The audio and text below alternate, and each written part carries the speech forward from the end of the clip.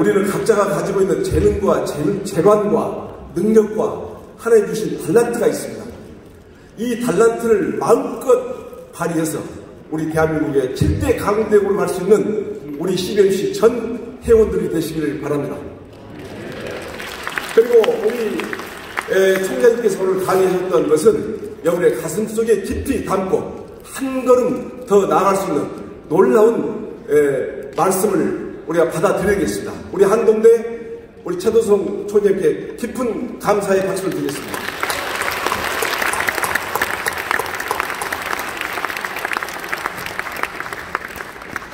이튿날 두 번째 특강 제21대 국회의원이신 김혜재 의원님이 오늘 성경적 가치와 포괄적 차별금지법을 가지고 오늘 강의를 쓰시는데 지금 대한민국이 센세이션을 일으키는 이 강의 내용입니다. 여러분 알다시피 기독교인들이 윤리와 법도와 도덕을 잘 지켜서 살아있는데 불구하고 음란하고 간음하고 이러한 생각 때문에 하나님께서 복을 주셔서 복을 못 받고 있는 것입니다. 남자가 만났고 어떻게 해서 그것이 서로 사돈이 되겠습니까? 여자가 만나서 이런 징그러운 일이 어디 있습니까, 여러분? 이거 정말 하나님 보시기에 이건 단호하게 이 죄성을 잘라버려야 될 것입니다. 오늘 여러분들 오늘 이 강의를 듣고 우리는 673가지의 그 법을 다 지킬 수 없지만은 하나님 주신 십계명을 정확하게 잘 지킬 때 이 땅에 살면서 우리를 복을 주십니다. 이 땅에 살면서 잘 되게 해주십니다.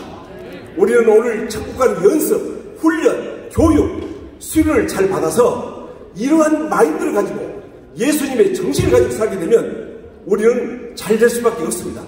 재난이 오다가도 가버립니다.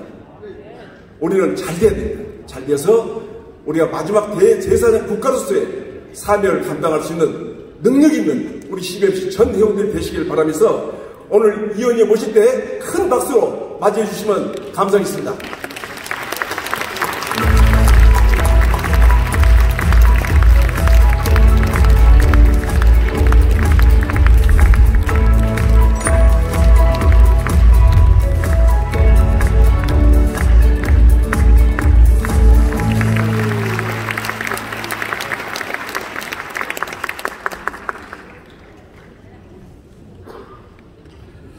여러분 반갑습니다. 제가 광주에서 CBMC 대회할 때 여러분 앞에 한번 선 적이 있었는데 거의 한 4년 정도 된 것 같습니다. 오늘 또 이렇게 뵙게 되니 너무 감사하고 최근에 문제가 되고 있는 포괄적 차별금지법 관련해서 또 국회 상황에 대해서 제가 말씀을 드릴 수 있게 돼서 영광스럽게 생각을 합니다. 오늘 강의를 통해서 사실 포괄적 차별금지법이 무슨 법인지 우리 교회에 기독교에 무슨 영향력을 끼칠 것인지 잘 모르시는 분들이 많이 있습니다. 이런 부분들이 좀 우리 기독교인들은 물론이고 국민들에게 알려져서 국회에서 이 법 제정과 관련하여 논의할 때 실수하지 않도록 여러분들 많이 기도해 주시기를 부탁을 드립니다.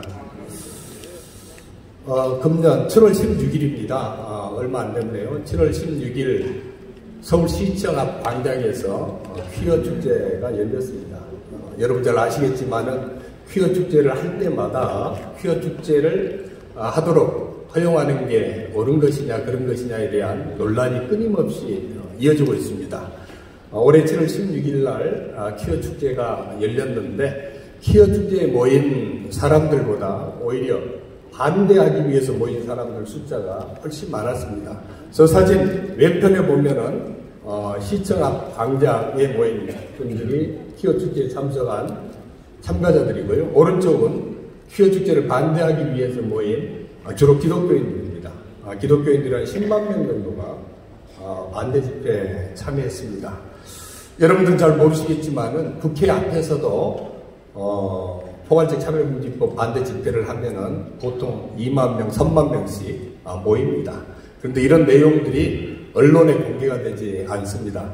저 사진은 그나마 10만 명 모인 반대 집회 참가자 숫자가 많이 나오도록 찍힌 사진이라서 좀 사실하고 부합하는 사진입니다만은 다른 사진들 보면은 반대 집회 하는 분들 숫자는 거의 안 나오도록 언론에 사진이 배포가 되고 있습니다.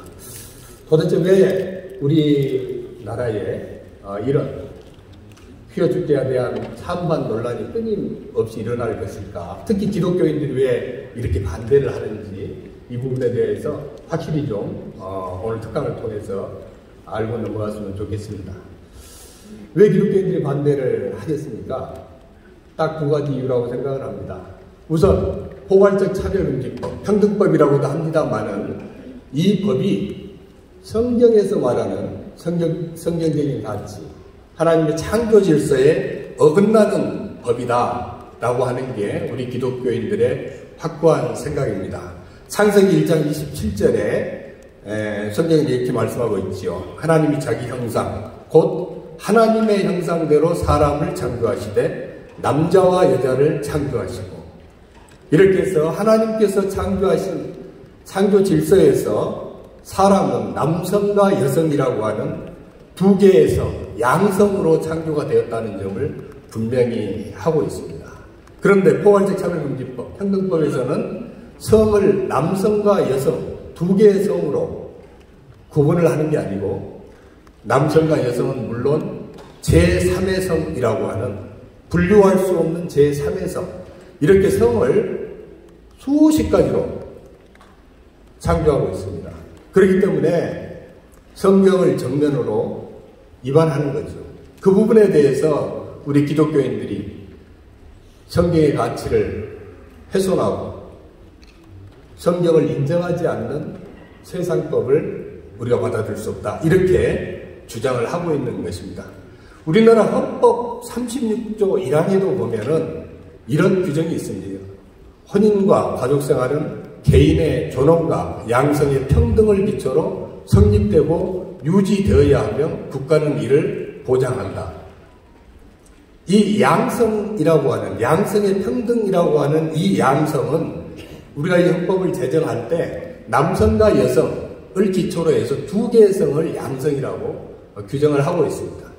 이 헌법의 기초에서 가족법이라든지 호적법이라든지 모든 것이 우리나라 성은 남성과 여성 두 가지 성이 있다, 이걸 전제로 해서 규정이 되어 있기 때문에 지금 제정 시도가 끊임없이 일어나고 있는 포괄적 차별금지법, 평등법은 성경에 위반하면 물론 헌법에도 반한다, 이게 반대를 하는 저희들의 생각입니다. 왜 이렇게 성경의 가치에도 반하고 헌법에도 반하는 이런 포괄적 차별금지법을 만들려고 저 난리를 칠까? 여러 가지 이유가 있겠지만은 크게 정의를 하면은 사실상 세 가지 이유 때문에 그렇습니다. 첫 번째는 성적 지향이라고 하는 것. 좀 어려운 표현이지만은 동성애, 이성애, 양성애 뭐 이런 거를 전부 성적 지향이라고 합니다. 이 부분에 대해서 확고한 법적 권리를 보장받아야 되겠다, 이런 생각이 첫 번째고요. 두 번째는 성별 정체성, 남성과 여성뿐만이 아니고 그 외의 성도 법적인 보장을 받을 수 있는 성으로 인정받아야 되겠다.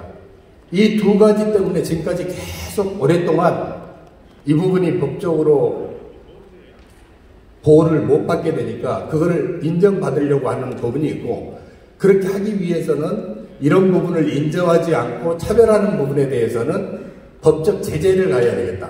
법적 제재는 여러 가지가 있죠. 민사법적인 제재가 있고 형사법적인 제재가 있습니다. 민사법적으로 보면은 손해배상 청구를 할 수 있도록 한다든지 이런 것들이 제재 수단이 되고, 형사법적으로는 차별하는 부분에 대한 처벌 행위, 이거를 형사법적 제재라고 합니다. 이런 법적 제재, 성적 지향하고 성별 정체성 부분에 대한 법적 보호와 법적 제재, 차별행위에 대한 법적 제재를 받도록 하자, 이게 포괄적 차별금지법이 갖고 있는 근본 목적이다, 이렇게 생각을 하면 될 것 같습니다. 17대 국회에서 맨 처음 우리나라 이 포괄적 차별금지법 논의가 시작이 됐습니다. 2007년도입니다. 2007년도에 유엔에서 우리나라의 인권국가가 되려면은 포괄적 차별금지법을 제정을 해라, 이 공고를 했습니다. 사실 유엔의 인권을 책임지고 있는 사람들이 선진국들 사람들이 많고 그 나라에서는 포괄적 차별금지법, 동성애법 이런 게 다 제정이 되어 있기 때문에 이런 부분이 제정이 돼야 성소수자가 보호된다. 그래야 인권국가가 된다. 이런 취지에서 우리나라에도 제정 권고를 했습니다. 2007년도에 우리나라 정부와 국회에서 이 부분에 대한 고민을 많이 하다가 결국 포괄적 차별금지법을 만들긴 만들어야 되는데 가장 문제가 되는 성적 지향하고 성별 정체성 부분은 기독교의 극심한 반대가 있고 또 우리나라 전통 가족 윤리에도 맞지 않기 때문에 이 부분은 빼고 다른 사유에 대한 포괄적 차별금지법을 정부안으로 만들어서 국회에 제출을 했습니다. 국회에서 논의가 시작되기도 전에 성적 지향하고 성별 정체성이 빠져있는 포괄적 차별금지법은 이거는 포괄적 차별금지법이라고 볼 수 없다. 이렇게 정의당에서 반대를 하고 정의당에서 성적 지향 부분이 들어가 있는 별도의 포괄적 차별금지법을 발의를 했습니다. 그때부터 2013년 19대 국회입니다. 19대 국회까지 7차례에 걸쳐서 포괄적 차별금지법, 평등법, 이름은 뭐 다양하게 나옵니다만은 법안이 제출이 됐고 제출이 7번이나 됐지만은 한 번도 국회에서 이 법안에 대해서 본격적으로 논의를 시도한 적이 없습니다. 국회에서 법안이 통과되려면은 기본적으로 상임위를 통과하고 상임위에서 본회의로 부의해서 본회의에서 최종 통과가 돼야 법이 제정이 되는 건데 포괄적 차별금지법은 국가인권위원회가 주관하는 부서고 국가인권위원회는 법제사법위원회 소속으로 되어 있기 때문에 법사위에서 이 법안에 대해서 법안 발의는 됐지만 한 번도 논의를 안 하고 4년 동안 묵혀놓는 겁니다. 그렇게 되면은 이게 논의가 안 돼서 국회의원 임기 4년이 지나면은 자동적으로 소멸되고 이 과정을 2007년부터 2013년까지 7차례에 걸쳐서 그 과정을 거쳐왔습니다. 마지막 2013년도에는 이 법안 발의하신 분들이 엄청나신 분들이 발의를 했습니다. 우리 민주당 내에서도 이름을 대면 알만한 기라성 같은 분들이 이 법안의 발의자로 나서서 40여 명이 발의를 했는데요. 그때 우리 기독교계가 엄청난 위기의식을 느꼈습니다.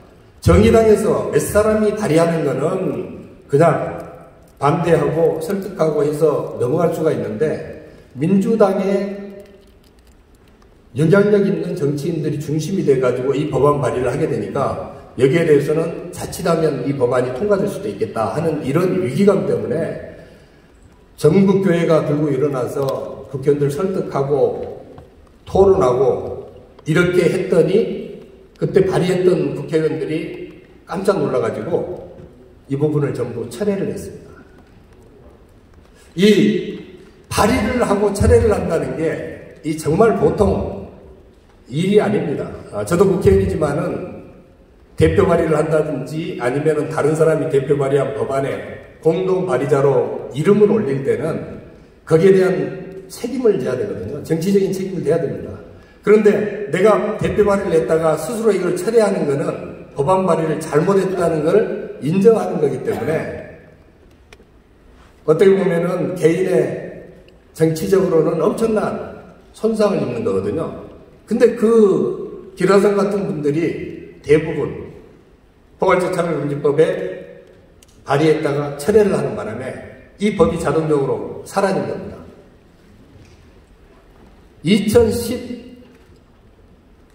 2013년도에 그렇게 하고 나서 그 이후로는 이 법안에 대해서 잠잠했습니다. 어느 누구도, 어느 국회의원도 이 법안 함부로 발의했다가는 나중에 스스로 철회해야 되는 이런 상황에 직면하게 되니까 얼마나 조심스럽겠습니까? 그리 잠잠하던 이 법안이 21대 국회, 2020년입니다. 21대 국회가 시작되자마자 정의당에서 법안 발의를 바로 6월 초에 국회가 시작됐는데 6월 29일 날 발의를 했습니다.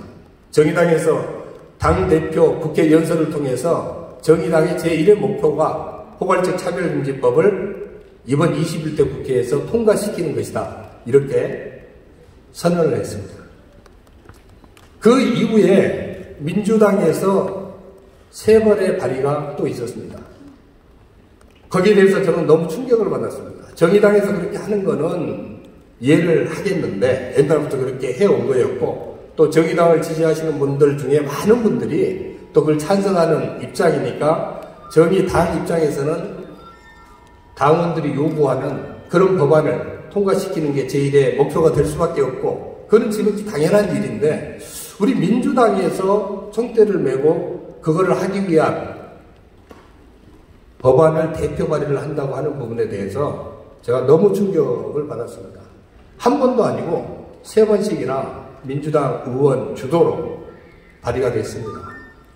이 법안들이 지금 법사위에 심사 중이고 이 부분에 대해서는 공청회도 진행되어 있는 그런 상황입니다. 그래서 지금 기독교에서는 과연 발의된 이 법안, 민주당이 포괄적 차별금지법에 대해서 어떤 입장을 가지고 이 법안을 21대 국회에서 어떻게 처리할 것인지에 대한 관심이 최고도로 지금 문제가 되고 있다. 이렇게 보시면 됩니다. 여러 가지 21개 정도 되는 차별 사유가 있습니다만은 우리 기독교인들이 가장 관심을 갖고 있는 성적 지향 부분, 이 부분에 대해서 먼저 말씀을 드리고 싶습니다. 성적 지향, 쉽게 얘기하면 동성이라고 우리가 표현을 합니다. 성적 지향이 지금 우리 현행법에서 법적으로 불법이냐? 그렇지 않습니다. 여러분 누가 동성애했다고 법적인 처벌을 받는 경우 봤습니까? 아무런 규제를 하지 않습니다. 사적인 영역에 머무르는 그런 상황에서는 그 부분에 대해서 아무런 법적 제재가 없어집니다. 그런데 왜 법적 제재가 없고 동성애 하는데 지장이 없는데 왜 법으로 이렇게 해달라고 난리를 치는가? 아까 말씀드린 법적인 보호, 적극적인 보호, 이거를 받기 위한 겁니다. 이거 뭐 인정해도 되는 거 아닐까? 이렇게 생각하시는 분들이 계실 겁니다. 2021년 12월에 서울시장 재보궐선거 관련해가지고 안철수 후보하고 금태섭, 이 예비 후보들이죠. 예비 후보들이 토론회를 했습니다. 그 토론회장에서 금태섭, 여러분 잘 아시죠? 금태섭 후보가 안철수 후보에게 안철수 후보님께서 만일 서울시장이 되신다면은 시청 앞 광장에서 하는 퀴어 축제 여기에 참가할 용의가 있습니까? 이렇게 질문을 했습니다. 그 질문에 대해서 안철수 후보가 모든 사람들이 동등하게 대우받아야 된다고 하는 것은 당연하지만은 서울시청역 앞 광장에서 퀴어 축제 하는 것이 옳은 일이 아니다. 내지는 좋은 일이 아니다라고 반대하는 사람들, 그 사람들의 반대할 수 있는 권리도 존중받아야 되는 거 아닙니까? 이렇게 답변을 했어요. 여러분 이 답변에 대해서 어떻게 생각하십니까?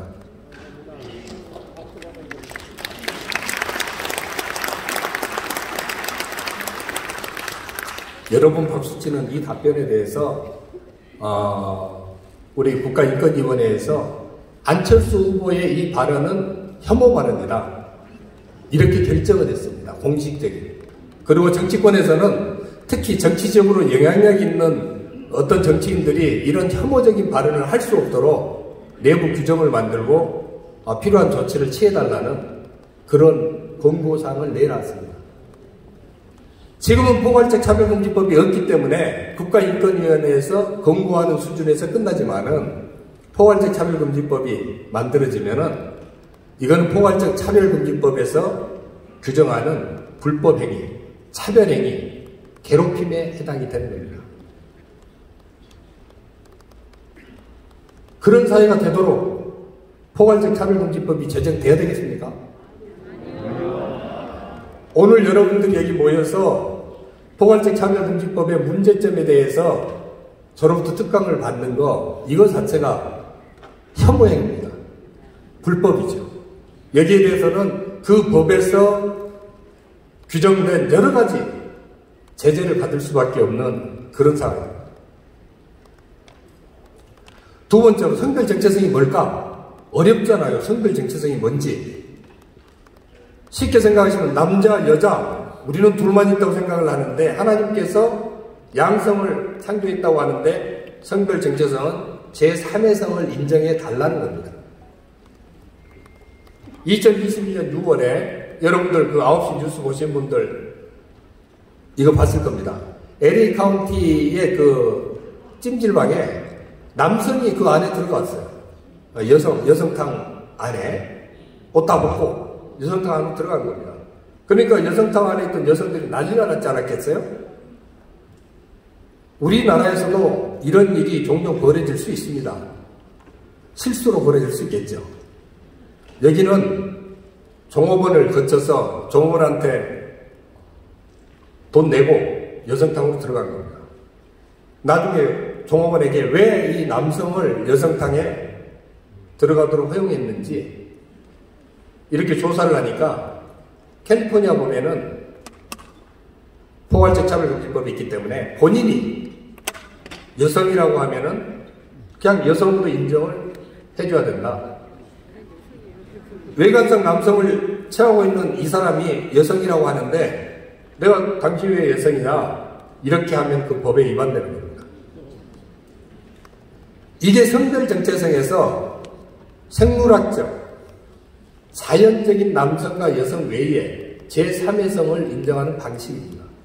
그러니까 본인이 스스로 저는 남성인 것처럼 보이지만 실제로 내 안에 있는 성은 나는 여성이라고 생각을 하니까 나를 여성으로 대우해주라 이렇게 하면은 이 법에 따라서 내가 여성으로 대우를 받아야 됩니다.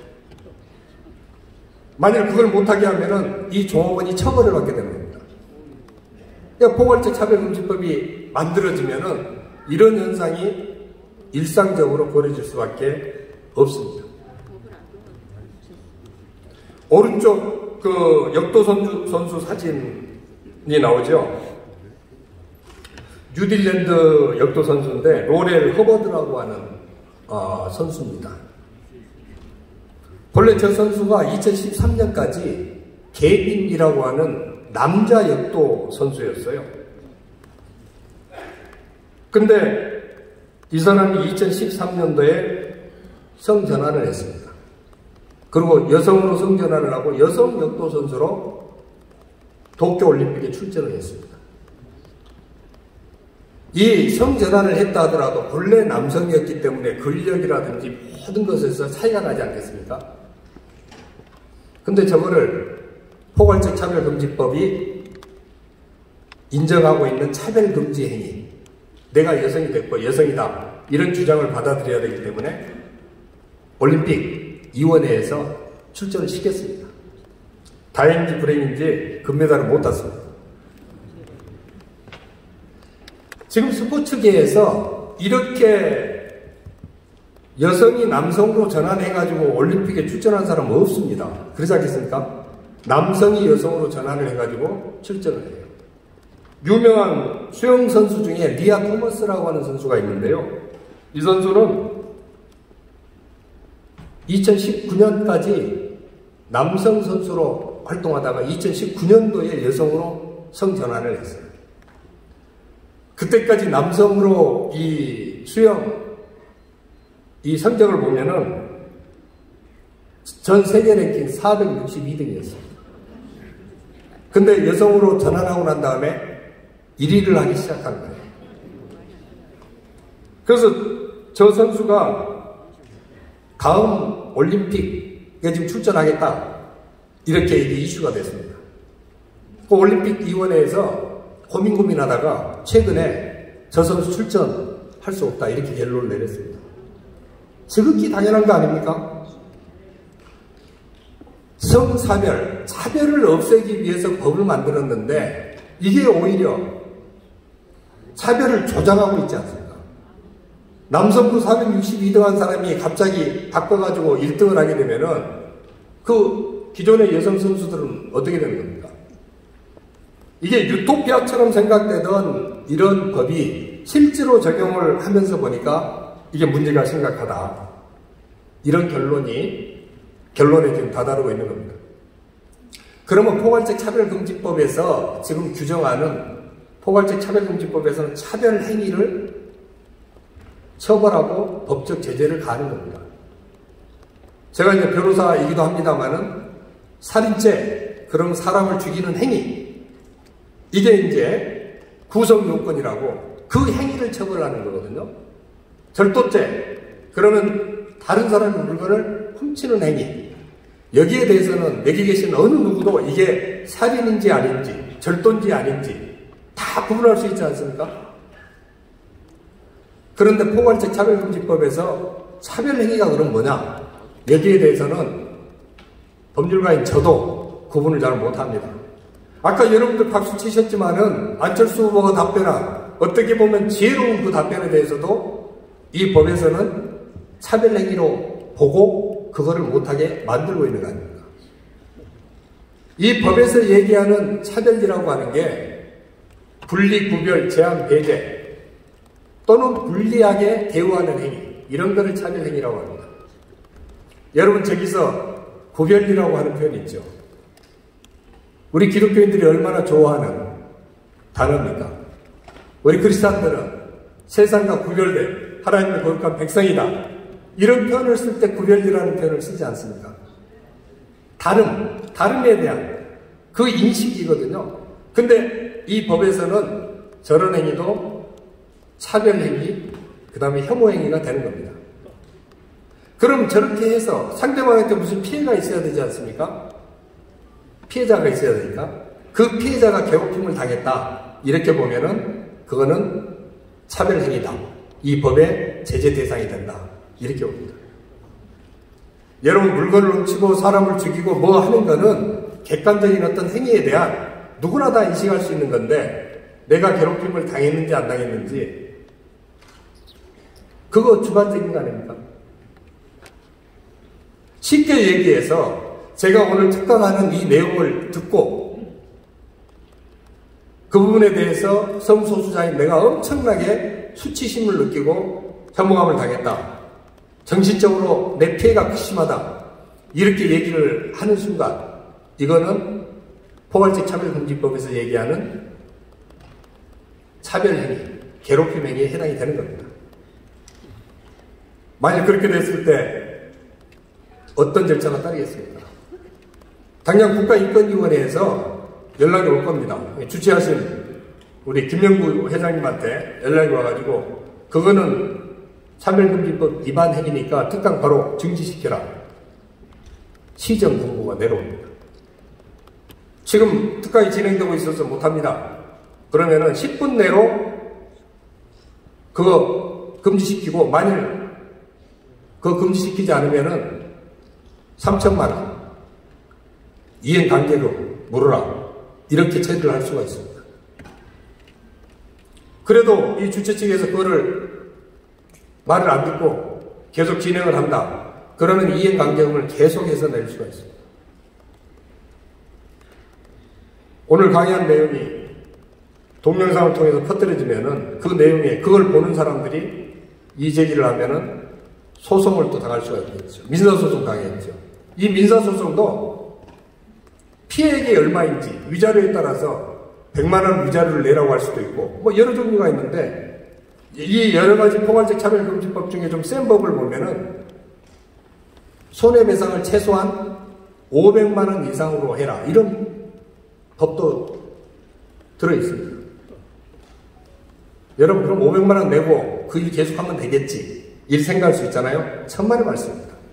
소송이라고 하는 거는 개인이 누구나 할 수 있는 거기 때문에 성소수자, 이 내용을 영상으로 듣고 피해를 봤다고 하는 분이 100명이면 100명, 1000명이면 1000명, 10,000명이면 10,000명, 개별적으로 아니면 공동으로 다 소송을 할 수가 있습니다. 그런 소송을 당하고도 이런 얘기를 누가 감히 할 수 있겠습니까? 변호사 비용만 해도 얼마가 되겠습니까? 여기 더 재밌는 거는요, 입증책임 전환이라고 하는 게 있어요. 보통 소송을 하게 되면은 여기 소송 당해보신 분들도 계시고 소송을 해본 분들도 계시겠지만은 반드시 민사소송을 하게 되면은 원고가 입증 책임을 집니다.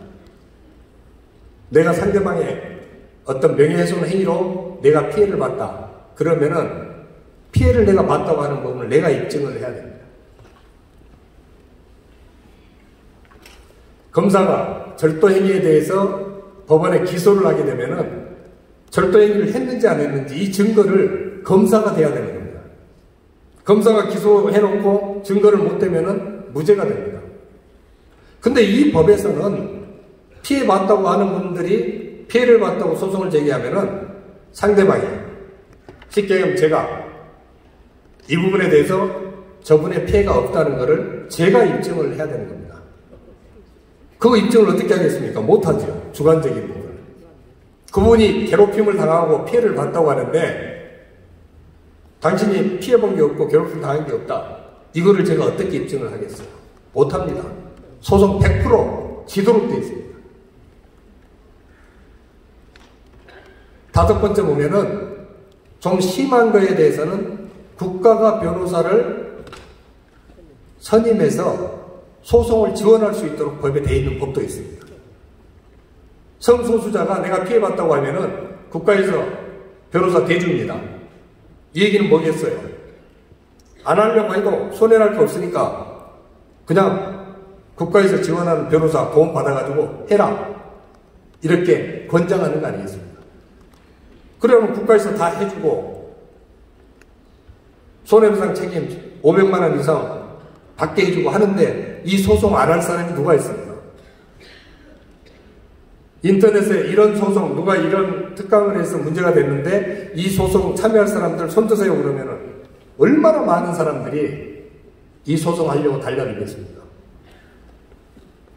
더 심한 법에는 형사처벌까지 하는 규정을 집어넣는 법도 있습니다.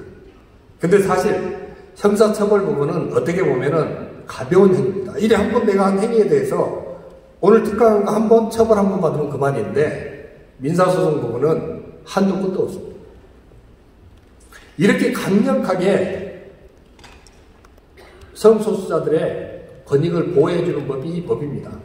그렇게 되면은 그분들의 권리는 보장이 되는 것처럼 보이는데 동성애라든지 이런 부분에 대해서 싫다고 하는 분들, 반대하시는 분들, 이런 분들은 어떻게 되어 있습니까? 이제 입을 다물어야죠. 동성애가 나쁘다.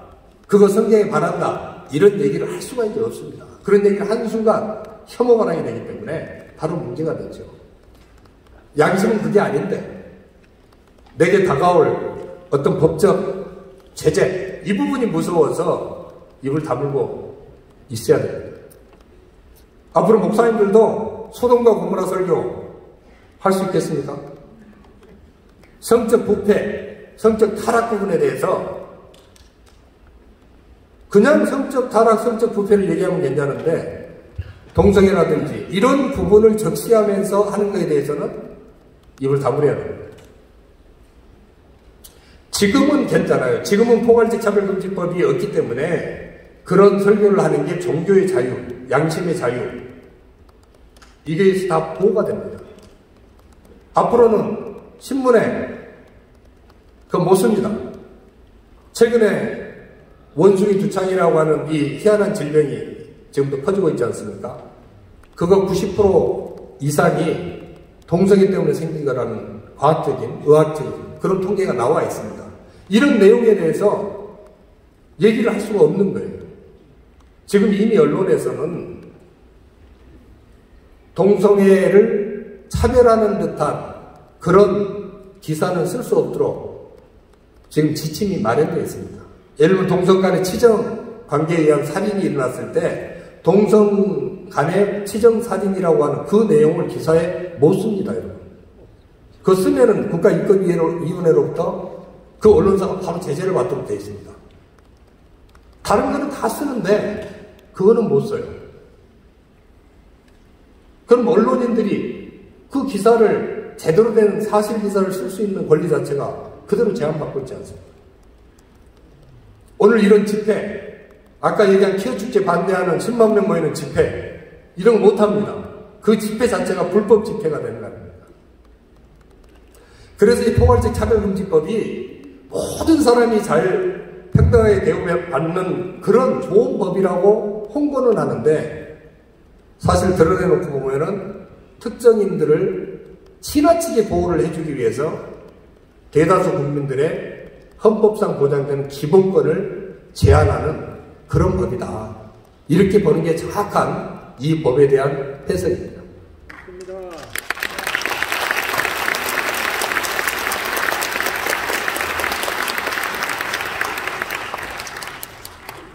여차별법이죠.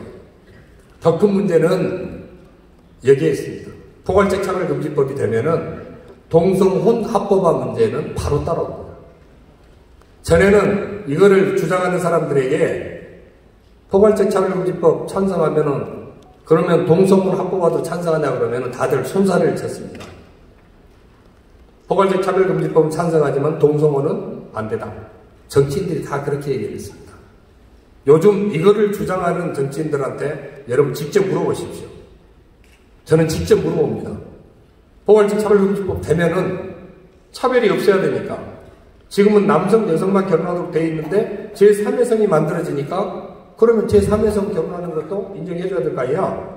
법적으로 당연히 차별이 없으면은 거기도 돼야 되는 겁니다. 다른 나라의 사례를 보면은 우리나라의 포괄적 차별금지법이 제정이 되면은 저는 이렇게 주장을 합니다. 3년에서 5년 내로 동성혼 합법화는 저절로 따라온다. 이렇게 주장을 하는데 거기에 대해서 결코 그렇지 않다고 얘기하는 사람이 아무도 없습니다. 정치인들 중에. 그건 다 그렇게 될 거라고 본인들도 생각하고 있는 걸로 저는 받아들입니다. 자, 한번 표를 보십시오. 스위스가 2020년도에 저희는 국민투표를 해서 포괄적 차별금지법을 만들었습니다. 1년 후에 동성혼 합법화 바로 시켰습니다. 대만 같은 경우 2016년도에 포괄적 차별금지법 지지했는데 3년 후인 2019년에 동성혼 합법화됐습니다. 영국 3년 걸렸고요. 프랑스 5년 걸렸습니다. 그러면 지금 만들어지는 우리 대한민국 얼마나 걸리겠습니까? 저 통계 수치를 보면은 옛날에는 오래 걸렸다가 점점 5년, 3년, 1년 이렇게 단축되고 있지 않습니까? 동성혼 합법화가 됐을 때 또 다른 문제가 생깁니다. 우리나라의 전통 가족윤리라든지 이런 부분에서 저 부분 인정받기가 굉장히 힘들 겁니다. 지금 국회 상황을 보면은 굉장히 힘든 상황입니다. 우리 기독교회가 이 반대를 해도 4건의 법안이 발의가 됐고 그 다음 법사위에 계류 중인데 얼마 전에 공청회까지 마쳤습니다. 재정법을 만들려면은 반드시 국회 내에서 공청회 과정을 거쳐야 되는데 민주당의 일부 국회의원들이 이거를 논의 자체를 못하도록 막 굉장히 의원총회에서 공개적으로 반대하고 이렇게 했는데 사회적 논의는 돼야 될 거 아니냐, 공청회까지는 하게 해주라 이렇게 해서 법사위에서 5월 25일 날 공청회까지 맞춰놓은 상태입니다. 이제 이 부분을 법사위에서 통과시키고 본회의에서 통과시키면 이 법 그냥 되는 겁니다. 19대 국회까지 논의 자체가 안 됐어요. 법사위에 논의 자체가 안 되고 묵혀 있다가 없어지던 법이 이제 법사위에서 논의가 되기 시작했고 공청회까지 마친 상태입니다. 대다수 국회의원들이 법사위 통과되고 본회의 통과시키면은 이 법은 금방 될 수도 있는 법인데 지금 유일하게 그 절차를 못 밟고 있는 게 한국 기독교 때문에 그렇습니다.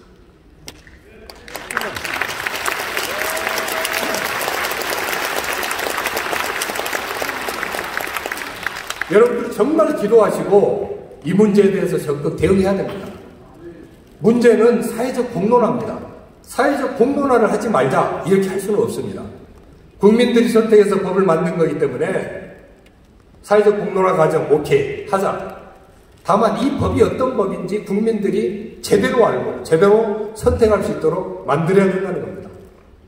이거를 찬성하시는 분들은 뭐라고 얘기를 하냐면은 국민의 70, 80%가 찬성하는 법을 보수 기독교회가 반대해서 못하고 있다.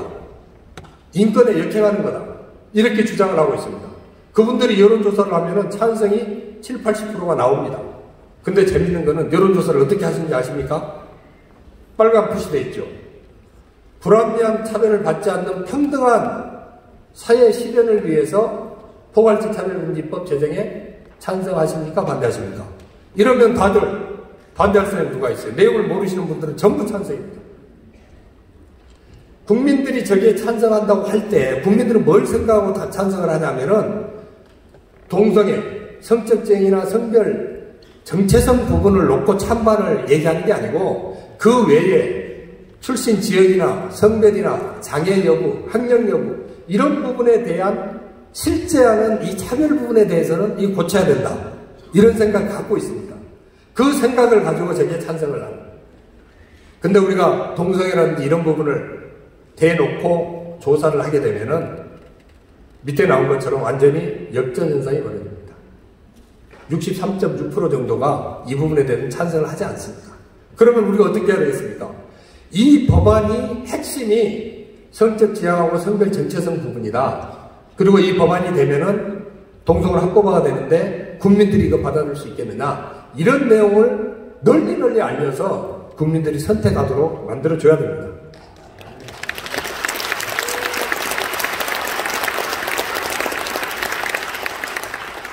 근본적인 대응은 사회적 공론화를 통해서 지역의 국회의원들, 저도 이제 국회 내에서 여러 의원들한테 이걸 설명을 하면서 반대에 동참하도록 좀 권유를 하고 있습니다. 신앙이 아주 좋은 안수 집사 한 분도 이걸 찬성을 하고 있더라고요. 신앙이 저보다 좋아요. 제가 사랑교회 장로인데 제가 보기에는 그분이 저보다 신앙이 좋아요. 근데 저거를 찬성을 해요. 내용을 모릅니다. 좋은 법인 줄 알아요. 그래서 저보고 왜 기독교인이 이거를 반대를 하냐 저한테 그렇게 얘기를 하더라고요. 너무 어이가 없어가지고 제가 한참을 자꾸 설명했더니 이해를 하고 이 부분에 대한 공부를 좀 더 해봐야 되겠다 이렇게 얘기를 해요. 반대 대열에 동참하겠다는 얘기를 안 하더라고요. 공부를 해보고 결정하겠다. 여러분 교회 내에 이거 찬성하시는 분들 계십니다. 여러분들 가정에 가면 자녀들 절반 이상이 이거 찬성합니다. 자녀들한테 이거 반대라고 그러면은 꼰대라는 얘기 여러분 듣습니다. 저도 우리 아들딸한테 꼰대라는 얘기 듣고 있습니다. 반대한다고. 장기적으로는 사회에 영향력을 끼치는 중요한 자리에 우리 크리스찬 인재들이 활동을 할 수 있도록 만들어야 됩니다. 올바른 성경적인 가치관을 가진 우리의 자녀들이, 다음 세대들이 정말 잘 양육되어서 중요한 역할을 담당을 해야 됩니다. 대통령실이나 국회나 정부 각 부처나 곳곳에 성경적 가치관을 가진 분들이 제대로 일을 해야 우리가 고민하는 포괄적 차별금지법 이거 저지할 수 있고요. 저지로 끝나서는 안 됩니다. 이미 30여 개국에 제정이 돼서 시행되고 있는 이 법이 폐지될 수 있도록 우리가 선한 영향력을 반드시 끼쳐야 됩니다.